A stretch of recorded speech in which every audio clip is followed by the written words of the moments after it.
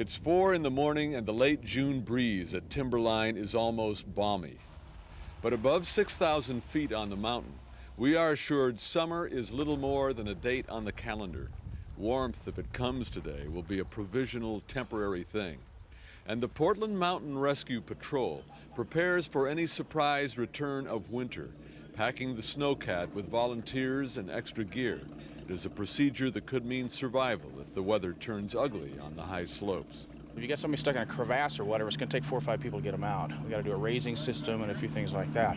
You can't just do it with one guy. In fact, instructions are if we're on patrol and somebody has a problem up top, you don't ever go up on your own because you can't do enough by yourself. The old cramped cat leaks in the rain, and just now there is the alarming reek of gasoline in the air. But the cat is a boon to Portland Mountain Rescue. Foot travel in this vastness is too often too slow for rescue. Just look out the window. Robert Hyman of Bethesda, Maryland, is climbing Mount Hood for the first time, climbing about as fast as anyone ever does. He will reach the summit in just under 5 hours. But the sluggish cat is a race car by comparison, though a race car with limitations. Most of the accidents occur among the volcanic crags far above the chairlift, within the boundaries of the Mount Hood Wilderness Area. Snowcats are not permitted in the wilderness. So Portland Mountain Rescue still has to patrol the steepest, roughest part of the mountain on foot or on skis. Volunteers say that's a plus. This is the fun part. The training's fun. The skiing's fun, the patrolling's fun. When an actual search happens, that's when it's not really fun. If it's blowing 100 and, or say 80 to 100 miles an hour and it's whiteout conditions. But it's got to be done. We are at 8,500 feet. At this altitude, the mountain makes its own weather. Clouds carrying moisture from the coast push up the slope into the cooler air. Landmarks can vanish in a haze of sleet and fog. Volunteer Steve Bleha has been there. We were up here a couple of weeks ago. We had some Clackamas County deputies with us, and it was beautiful up on top, and the weather started socking in down below, and we actually had to navigate down. The weather comes in real fast, and it may be nice up on top, but from here on down, it may be socked in, with a whiteout condition, either fog or rain or even snow. A compass can mean the difference between life and death, because the mountain sometimes plays a treacherous practical joke on climbers. Steve Bleha says a fatal mistake some climbers make is to follow the mountain's so-called fall line.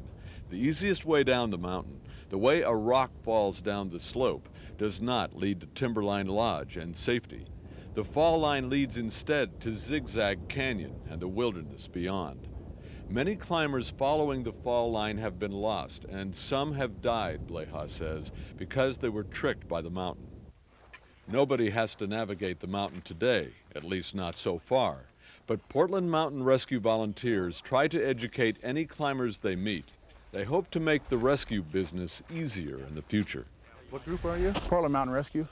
Are you familiar with our new mountain signal? What is it, a radio that you carry or something with a beacon? The lightweight Mount Hood Locator Unit, or MLU, may make rescuing a simpler, safer process someday. Here's one of the transmitters. Pretty easy to carry. When people know that you're overdue and a search starts, if we know that you have one of these through marking the box on the climbing register, we can find you right away with the receiver unit. They're not particularly heavy. Try it. And you just sign these out? The Mount Hood locator units are for rent at some mountain shops in Portland. Volunteers hope climbers will keep them in mind. But the sun is breaking over the steel cliffs, and if we are going to make the top, we have to push on. The melting snow increases the danger of rock falls. Portland Mountain Rescue says falling rocks may be the main cause of death for climbers. Plenty of fragments of the shattered mountain peak wait on their eroding snow beds for a chance to get rolling. We near the top of the mountain. We are more than 10,000 feet above sea level now. With each deep gulp of air, there is an unwelcome and sizable quantity of sulfur fumes from the volcanic vents surrounding us. Our group, made up mostly of middle-aged men, volunteers in their 30s and 40s, slows down. As we permit ourselves a groan of satisfaction at the distance we've traveled, suddenly we're in a surfer movie. The good weather attracts a teenage ski and snowboard team to the summit. Unburdened by heavy packs or advancing age, they breeze by as if the climb were a summer stroll. But even they may learn otherwise near the top. Robert Hyman, the climber we passed in the Cat hours ago, is coming back down from the summit. This was the scariest one so far. Absolutely. Why? Well, that crevasse right there sort of really intimidated me. I ended up going to the right of it, and it's real steep on that side, real steep. Steep or not, the skiers keep marching up. To our amazement, they make it. We see them howling at the summit, working up adrenaline to fuel the kind of courage they need to actually push off. Portland Mountain Rescue volunteer Rocky Henderson has skied that cliff himself with full backpack of recommended food and cold weather gear. He agrees we are watching a very good show. These guys are obviously real good skiers, and they're probably not in any kind of danger. There is some possibility of losing it here and coming down into these hot rocks right in front of us. You mean falling? Falling, yeah.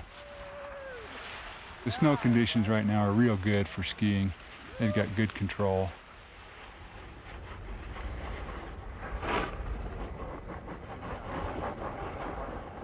Even a hapless snowboarder manages to negotiate the drop. And while the teenage ski team manages to make it look easy coming down, we continue the struggle to the top. For novices, the last steep wall of snow and ice and the vertigo-inducing view can be almost too much. One lady, they came up the Mazama chute. Now, we didn't come up that way today, but there's one little move over there where it's a real steep ridge on both sides. You have to kind of walk this catwalk across, and it really freaked her out. And when she got over here, just the emotion of kind of being on a big, stable place and having her friends around her, she just broke down and started crying. That was just really a scary thing for her. But the Portland Mountain Rescue volunteers don't seem to react that way to reaching the top, at least not anymore. Many have lost count of their summit ascents. Nowadays, they just sit around up here and compare readings on their wrist altimeters. 11,220 is what I'm showing right here. It's not so vain a pursuit. Fluctuating altimeters can mean lowering atmospheric pressure and approaching bad weather. Rocky says he's had to scramble off the top more than once. My skis were just kind of buzzing. They were just humming from, just like standing under high tension lines. What it was just building energy. And somebody else says, grab your ice axe and knock them down, because I don't want to touch them. You like grabbing a lightning rod. And I'm trying to get my pack together real quick and get out of there, and just about then the lightning struck somewhere real close. I couldn't see for sure because it was all white out clouds, but it was just like a bomb going off. Pretty real scary, real scary. But it is a lot calmer today. Crows wait patiently for us to finish the war stories and start our descent. There may be some chocolate-covered peanuts and bits of cheese scattered about to make it worth their high-altitude flight. Something about being way up there makes it worth it for us, too. Good to know that Portland Mountain Rescue is around in a pinch to help us get down.